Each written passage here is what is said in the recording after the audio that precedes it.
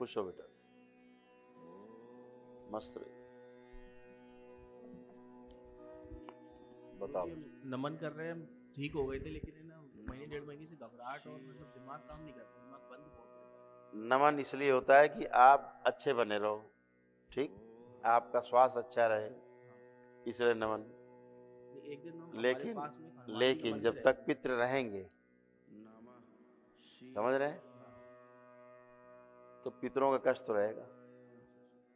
जैसे पितृ मरे हैं, मृत्यु के समय जो कष्ट था वो कष्ट तो रहेगा, उससे कैसे बचोगे? नहीं गुरु जी, हम आराम हो गया था, एक हनुमान जी का मंदिर है पास में, वहाँ चले गए, उस दिन से तबीयत गड़बड़ हो गई। कहाँ चले गए? हनुमान जी का मंदिर है पास में, वहाँ चले पास गए। में हनुमान जी का मंदिर है, हाँ। मतलब करौली सरकार से पेट नहीं भरा, नहीं, हनुमान जी के पास चले गए, वैसे दिख गए हनुमान जी, वहां मिले नहीं मिले? मंगलवार तक ही चले गए थे हम तो वहीं से तबीयत गड़बड़ हो गई। वारे हिंदू समाज, वारे भाई वाह, बड़े मस्त लोग हो तुम लोग। साले असुर दैत्य दानव साले मंदिरों में बैठे हैं आरामजादे कब्जा करके, क्या करोगे? दिखता है नहीं आदमी को, जो पूजा कर रहे हैं पुजारी हैं पंडित बैठे उनको ही नहीं दिख रहा है, तो खुद ही कष्ट में पूरा परिवार, समझ रहे हैं? यहाँ तो विंध्याचल माँ विंध्याचल जानते हो ना, विंध्यवासिनी, उसके पुजारी जी आए, जो मुख्य पुजारी, पूरा परिवार तड़पता था, ऐसे ऐसे ऐसे करके नाचता था, फिर यहीं ठीक हुए। क्या कहे सैदा, क्या कहे? तो गंदगी वहां नहीं है, गंदगी आप सब में है, जो आपको भ्रमित करती है। एक से पेट नहीं भरता। अगर विंध्यवासिनी माँ पे ही भरोसा कर लिया होता केवल ठीक से, तो उसी से उद्धार हो जाए, लेकिन उस पर ही भरोसा नहीं। तो पथरा मैया दिख जाएंगे, कोई चटरा मैया दिख जाएंगे, कोई चटाई देवी दिख जाएगी, कोई झगड़ेश्वर महादेव दिख जाएंगे, वहां चले जाओगे। लुटेरेश्वर, झगड़ेश्वर, पीटेश्वर, मरेश्वर, जाने कहां कहां चले जाओगे।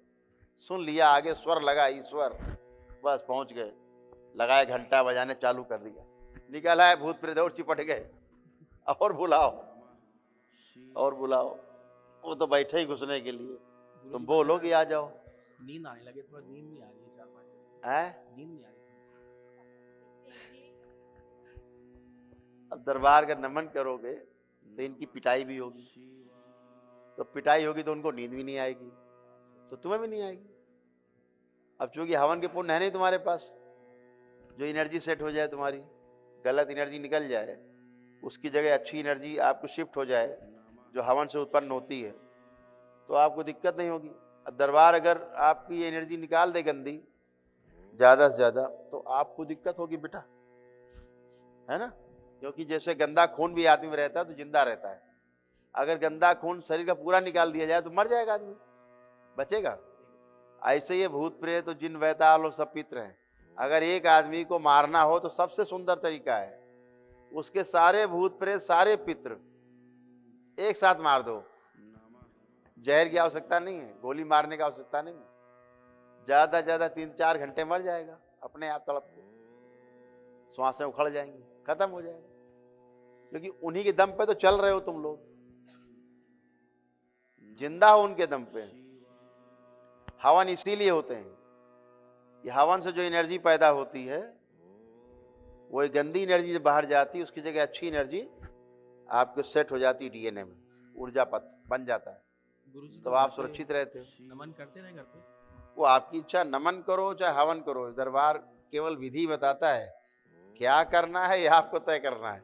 जैसे आपके भोग वैसे ही आप सोचोगे, भोग लंबे हैं तो अगर चलो क्या करें यार हवा नमन करके, है ना, नमने करते रहते ठीक हो जाएगा। बुद्धि वैसे बात करेगी आपकी, आपसे कौन बात कर रहा, तुम हो नहीं पूरे, अंदर बैठे पित्र वैसे ही घुमाएंगे तुम्हारा मेधस पकड़ के, अरे क्या करोगे हवा नमन करके, ठीक है यार ऐसे ही ठीक हो जाएगा, करते रहो प्रार्थना पूजा।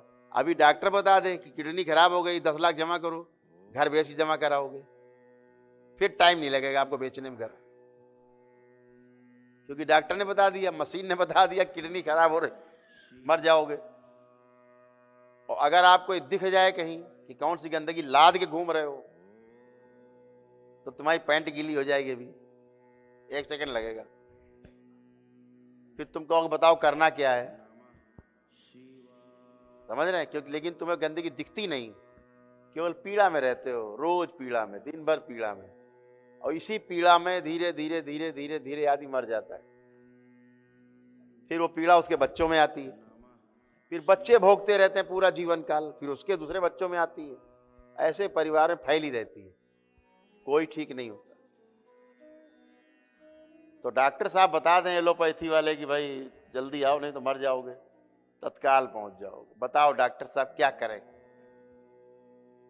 लेकिन जिनके कारण पीड़ा है वो दिख नहीं रहे आपको, है ना? एक हो तो ठीक है, गुरुजी ढंग के कोई मानते नहीं। हजार ना मानने से तुम्हें कैंसर है, ना मानो कैंसर है तो क्या होगा? ठीक हो जाओगे? हाँ, ना मानने से क्या होता है? हम तुम्हें जहर देते हैं, तुम ना मानो कि जहर है, खा लो, देखो मरते हो जिंदा रहोगे। मानने ना मानने से क्या होता है? घर वाले नहीं मानते, अंदर बैठे हैं जो बदमाश, मानने देंगे?